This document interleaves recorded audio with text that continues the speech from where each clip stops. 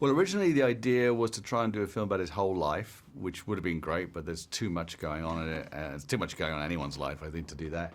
So I worked with the writers before, and I brought them in, and we talked about narrowing it down to these 3 years, from the end of 1933 to the Olympics in the summer of 1936, and to tell a story where he goes from being really a boy into a man, you know, and to try and help the audience understand how this kid, this reluctant hero who just didn't care about being famous or didn't care about the spotlight, who just wanted to run so he just didn't feel the burden of oppression that you would feel in those days when you're living on the wrong side of the tracks and being African American at the same time. And he wasn't allowed to do it, you know, he's just bombarded on all sides.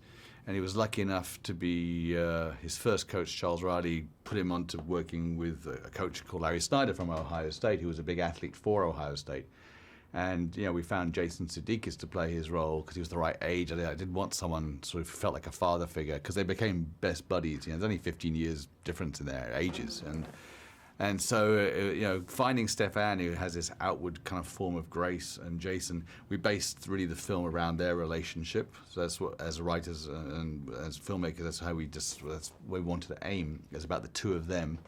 But in the background are all these other great, amazing stories about the Olympic Committee, and we have Jeremy Irons and William Hurt, and we have the Nazis' point of view of this film, because for them, it was a really huge deal. They spent the entire budget of their country on these Olympics to put themselves on the map. They invented the modern-day Olympic format, and they used the new social media of the times to explode onto the scene as a political party. And of course, Jesse Owens comes right in and just destroys it for him. And instead of being called the Nazi Olympics, they called the Jesse Owens Olympics.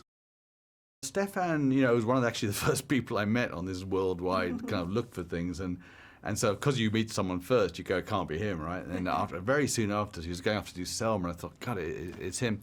There's a type of person that Jesse was, which was, people saw him as sort of a very sweet, saintly, quiet guy on the outside, but obviously on the inside, there are stories of him kicking lockers and stuff where he had a lot of rage, and he's made of steel from the way he was brought up. He was brought up in a very tough way, in a very poor background, often hardly eating and working and from being a kid, but went to university at Ohio State without a scholarship, where he could have taken scholarships at other places, but he wanted to go there.